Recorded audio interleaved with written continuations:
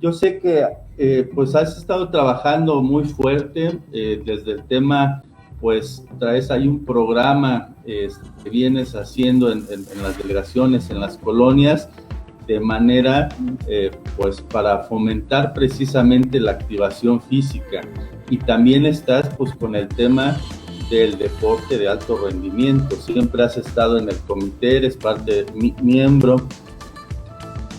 ¿Cuál sería tu opinión de lo que hoy vivimos en esta materia? Platícanos un poco de tu trabajo y tu opinión, pues qué está pasando en México, qué tenemos que hacer, y lo decíamos, ¿no? Con todas estas enfermedades, siendo un país pues de obesos. Adelante, Daniel, por favor, nos gustaría escucharte. Muchas gracias, Gabriel. Creo que es muy importante, en principio, tener muy claro que la definición de educación física tiene que ver con un sistema escolarizado que brinda a los educandos no solo hábitos en la capacidad de la utilización del cuerpo, también en hábitos de salud, de educación, de higiene. Muchas veces se confunde el tema del deporte con la educación física, con la cultura física o con el deporte social, y creo que es importante precisar que cada una de estas vertientes tienen líneas distintas, aunque paralelas, en donde se promueve. Hablar de la educación física es hablar del basamento, es hablar de los preceptos que hace 126 años ya consideraba el barón Pierre de Coubertin.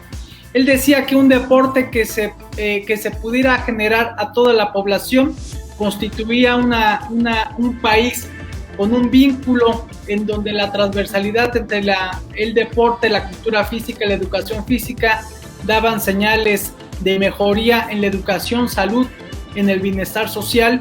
Hoy podríamos decir que también en la economía y en la seguridad pública. Algo que ha develado la pandemia del COVID-19 es el estado que guarda la salud pública en nuestro país. Las enfermedades no transmisibles se han ratificado y nos han hecho, como lo comentabas en la introducción, uno de los países con mayor problema, el número 1 a nivel de obesidad y sobrepeso escolar, el segundo lugar solo después de los Estados Unidos, con problemáticas de obesidad y sobrepeso a nivel de la población adulta. Y por eso la tasa de letalidad que hoy se presenta, que es 3 veces más alta que la media internacional, tiene que ver con comorbilidades como la diabetes, la hipertensión, la obesidad y el sobrepeso, y fundamentalmente tiene que ver con cardiopatías. Muchas de estas enfermedades no transmisibles que son prevenibles a través de la activación física. Hoy en día existe un programa de carácter mundial por parte de la Organización Mundial de la Salud que refiere la necesidad de disminuir en un 15% entre el año 2018 al año 2030 la inactividad física en el planeta. Y esto se alinea de manera igualitaria con los Objetivos de Desarrollo Sustentable de la Organización de las Naciones Unidas, que tiene 17 objetivos, entre los que destaca precisamente el inferir las mejores condiciones de salud a través del deporte y la cultura física. En consecuencia, somos un país con alrededor de 130 millones de habitantes, con 13 millones de personas ya detectadas con diabetes. Tenemos alrededor de 78 millones de personas con obesidad y sobrepeso, y por supuesto que esta ruta llevará, independientemente de la pandemia del COVID-19, a colapsar los servicios de salud. En consecuencia, se requieren políticas públicas y análisis como los que se están realizando hoy en esta mesa. Necesariamente tenemos que encontrar fórmulas que no confundan lo deseable con lo posible y que sí provoquen el que la educación física a nivel escolarizado no sea una oferta como se ha dado en los últimos años o décadas, en donde se habla de una cierta obligatoriedad, siendo que desaparece la Dirección General de Educación Física de la Secretaría de Educación Pública, en donde cada vez hay menos maestros de educación física, y esto es importante resaltarlo. En México hay alrededor de 105,000 personas con una cédula profesional como maestros de educación física. Cuba, con 13 millones de habitantes, tiene 138,000 maestros de educación física. Entonces, hoy en México tiene alrededor de 320,000 escuelas, de las cuales 65,000 son de educación básica, y no tendríamos ni siquiera la capacidad para incorporar un profesional de la educación física a cada una de las escuelas. Entonces, requerimos no solo crear un marco curricular que tenga que ver con la formación de profesionales de la educación física, sino un debate nacional para crear un programa nacional de activación física que revierta este tipo de circunstancias que hoy estamos viviendo, Gabriel. Y finalmente, en este comentario, creo que al fin y al cabo, todo lo que está no solo develando, como lo comentábamos, el tema pandémico con la problemática sanitaria, política, social y económica, tiene que ver con un problema total y absolutamente agudo, que es revertir una tendencia de inactividad física que, de acuerdo al INEGI en su módulo MOPRADEF, habla que casi el 60% de la población es inactiva, pero sobre todo hablando de mujeres, son más inactivas que los hombres, y creo que este tipo de reflexiones con evidencia técnica y científica tienen que revertirse. Un poco qué está haciendo la Fundación. Perdón que insista, nos gustaría escuchar por qué hemos visto a la Fundación muy activa, y precisamente separando ya el tema de la materia, pues estás haciendo, porque decían de repente no es nada más dejarlo al aire o platicarlo y dejarlo. Tú desde tu trinchera estás haciendo algo por la sociedad. Platícanos un poquito qué está haciendo la Fundación, Daniel. Gracias, Gabriel. Fundamentalmente la apuesta de don Alfredo Hargelú a través de este mecanismo que tiene que ver con el deporte fue cambiar la ruta que se había establecido en años anteriores. La Fundación y don Alfredo le apostó al deporte de alto rendimiento, sobre todo para los Juegos Olímpicos del año 2012, con resultados muy atractivos.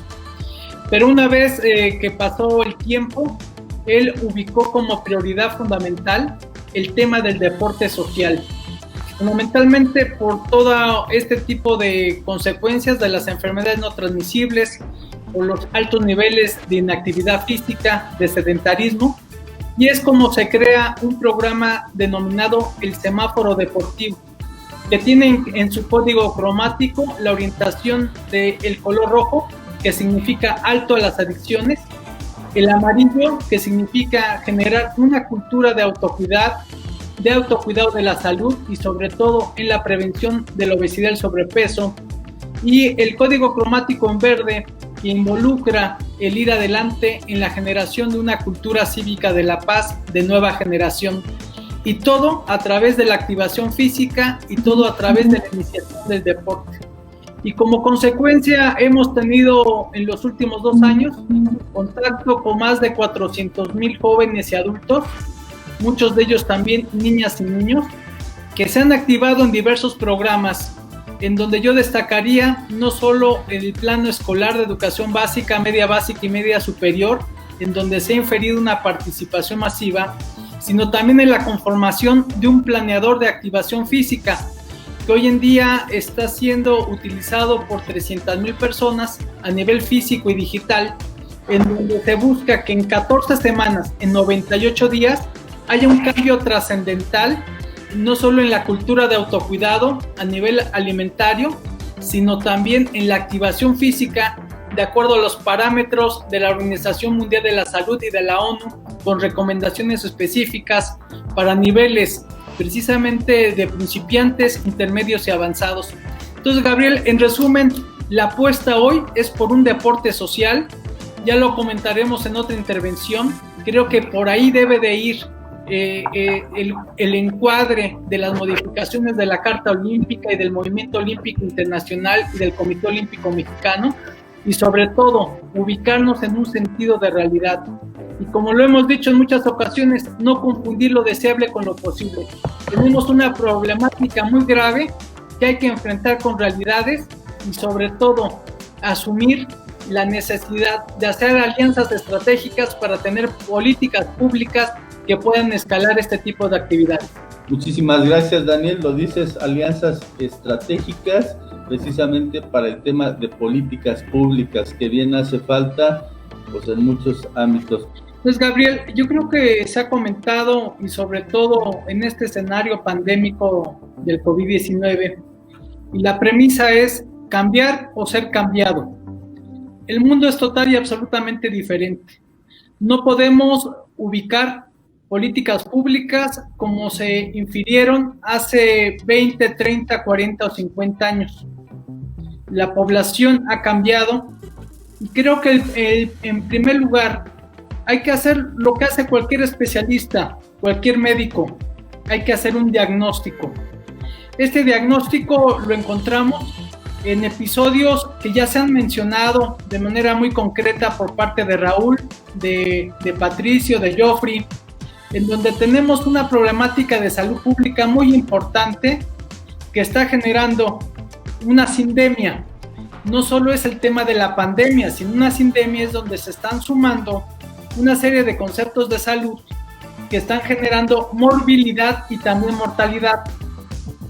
Pero en México no sabemos cuántas instalaciones deportivas existen, cuántas de estas están subutilizadas, cuántas de estas instalaciones tienen la capacidad económica y financiera y funcional de darle servicio a la población, cuáles de estas son públicas o cuáles son privadas. Entonces creo que el diagnóstico es importante en términos no solo de infraestructura, de recursos humanos, pero también de programas de carácter transversal. Entonces, el diagnóstico en primera instancia es una necesidad vigente, porque se ha hablado, por ejemplo, de cuántas ligas deportivas existen en México. Hay quienes han hablado de unas 35,000 hasta quienes hablan de 280,000 ligas, entre aquellas que tienen 10 equipos y aquellas que tienen 3,000 equipos. Entonces, habría que partir en primera instancia por ubicar la escala en donde se podría incorporar una serie de políticas públicas. En segundo lugar, creo que el tema de las instalaciones subutilizadas en México es un problema muy grave. Se apostó durante muchos años a instalaciones faraónicas, que hoy muchas de ellas están abandonadas y que no tienen la capacidad financiera ni los municipios, ni las alcaldías, ni las entidades, ni el gobierno federal, de darles el mantenimiento y darles el uso concreto y la incorporación de recursos humanos para su operación, ni siquiera la capacidad para hacerlas sustentables. Hoy en día no se requieren grandes instalaciones deportivas, se requiere acercar el deporte y la cultura física y la educación física en términos no solo escolarizados, sino fundamentalmente de carácter social. En tercer lugar, hay que dignificar los espacios deportivos. Muchas de las escuelas en México tienen por lo menos una cancha de básquetbol y las medidas de los tableros para el básquetbol son de la NBA. Así que cuando un niño de 6, 7, 8, 12 o hasta 14 años quiere jugar con una pelota que no está de acuerdo a su talla ni a su edad, genera una frustración. Tendríamos que iniciar en esta dignificación por ubicar estos espacios deportivos que se pudieran involucrar con las necesidades, con las edades y también con las características de la población usuaria. Es pertinente hablar de la necesidad de un Plan Nacional del Deporte y la Cultura Física que hoy no existe. Solo hay un Plan Nacional de Desarrollo 2019-2024 que involucra algunos temas de deporte y cultura física. Pero dentro de un plan que hoy por hoy no tenemos, se tendría que incorporar lo que es una acción coordinada nacional de activación física. Hoy muchas instituciones tienen no solo activación física, el IMSS, el ISSSTE, la SEDENA, la CEMAR, las Secretarías de Estado, los institutos del deporte y cultura física de las entidades, el deporte universitario, el deporte adaptado y paralímpico. Cada quien tiene un programa, pero este no está regulado ni está involucrado en un programa de carácter nacional. Yo creo que hay que fortalecer no solo a los educadores físicos en materia de contratación de horas y de presencia escolar, pero sobre todo hay que generar un marco curricular para que haya una carrera técnica para generar activadores físicos y educadores físicos. Es importante saber que esta va a ser una necesidad central si no queremos que se colapsen los servicios de salud en los próximos 10 o 15 años. Y creo que dentro de este marco, y por último diría yo, se requiere reconocer la transversalidad. Estos aliados estratégicos que todos hemos mencionado y coincidido tienen que ver con el sector público y privado, tiene que ver con la participación de los 3 niveles de gobierno, a nivel municipal, aquí en la Ciudad de México a nivel de las alcaldías, a nivel de las entidades federativas y a nivel de carácter federal. Creo que si no existe esta transversalidad, este involucramiento de los actores sociales y políticos, las voluntades del Poder Ejecutivo y Poder Legislativo, sería difícil.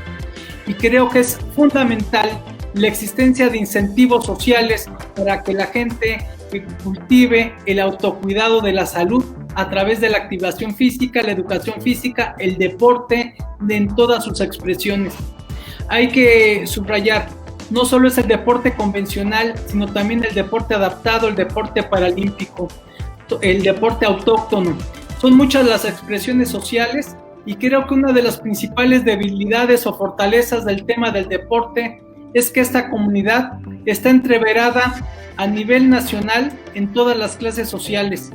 Y esa es una debilidad y una fortaleza, y se requiere evidentemente políticas públicas que se adapten a estas circunstancias, a una circunstancia pandémica y post-pandémica que va a requerir una acción concertada, no solo de las instituciones de la República, sino también del sector privado.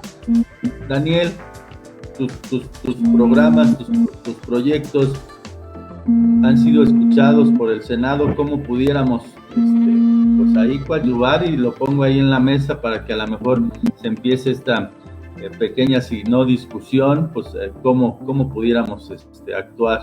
Adelante, Daniel, por favor. Muchas gracias, Gabriel. Creo que lo que ha comentado Joffrey, Patricio y Raúl es muy coincidente con una apreciación que involucra 2 temas básicos. La educación física es hablar de salud y es hablar de educación. Pero también en un sentido de la realidad hay una serie de propuestas, creo que son más que solventes y que tienen una evidencia técnica y científica en donde se ha manifestado no solo un conocimiento generacional, sino multidisciplinario. Y en este sentido, yo, para llegar a una conclusión que te propondría y les propondría en esta mesa, diría que, por ejemplo, la diabetes en México genera un impacto directo e indirecto de 85,000 millones de pesos al año. Para el deporte hay un presupuesto de 2,700 millones. Cuando hablamos precisamente de la necesidad de revertir las tendencias de las enfermedades no transmisibles que generan un daño patrimonial, personal y familiar a la nación, estaríamos hablando de la necesidad de asumir de manera trascendental una resolución política, y no como la que se tomó en el Congreso o ya algunos congresos como el de Oaxaca y el de Tabasco, en donde prohíben el que los niños o adolescentes adquieran comida llamada chatarra. Creo que esas salidas fáciles no implican ninguna solución para la problemática que estamos enfrentando. Tendríamos que generar una serie de programas piloto y sobre todo el que la industria hiciera una reconversión de sus productos para generar alimentos mucho más nutritivos, que son los que consumen los niños, los adolescentes y la población en general. Entonces yo iría más o menos con este diagnóstico a una reflexión muy realista. No hemos tenido un cambio de administración pública, tenemos un cambio de régimen y como tal la voluntad presidencial prevalece en mucho sobre lo que es el poder no solo legislativo, sino que se impone el poder ejecutivo en muchas de las políticas públicas que hoy se están conviviendo y se están llevando a cabo. Entonces, creo que más allá de generar una gestión que se pueda malinterpretar como una oposición, creo que tenemos que buscar a aliados estratégicos políticos de todos los partidos políticos, fundamentalmente de aquellos que están vinculados a la toma de decisiones. Entonces, aquí hay un binomio fundamental, la voluntad política y los recursos. Sin una cosa y sin otra, no se pueden hacer las transformaciones de las que estamos hoy hablando por necesidad propia. Entonces, mi sugerencia es de que hay una serie de propuestas coincidentes.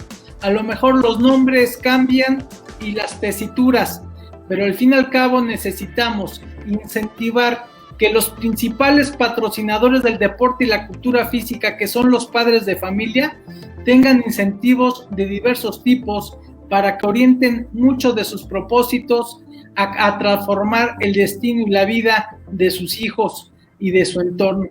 Entonces, yo apostaría por retomar mucho de estas 58 propuestas de las que habla Geoffrey, el articular esta reflexión política de Raúl en torno a que todo lo que se realice tiene que ver con recursos financieros y económicos, y sobre todo a la voluntad de los medios de comunicación, aquí representados por Patricio, para involucrar a los tomadores de decisiones para que a corto plazo se pudieran generar políticas públicas en este entendido.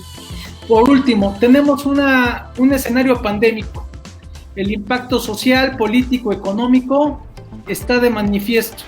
La contracción de los recursos públicos, incluidos para el deporte y la cultura física, serán muy amplios.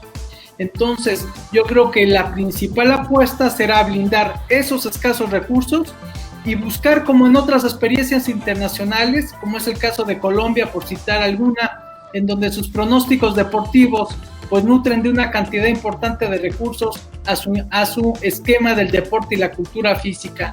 Y así podríamos citar otros ejemplos internacionales. Si no buscamos la sustentabilidad y la participación del sector público y privado, seguiremos hablando de este tema, aún pasen 5, 10, 15, 20 o 30 años más. Por último, yo creo que este contacto y esta mesa de trabajo a lo mejor ya nos permite saludarnos previo al final de año. Yo quiero desearles a todos los que nos están siguiendo y sobre todo, como lo comentaba Patricio, están chateando y están opinando de manera trascendental con conocimiento de causa, desearles que tengan mucha salud en su cuerpo, fiebre en su corazón y un horizonte hacia dónde marchar. Muchas gracias, Gabriel.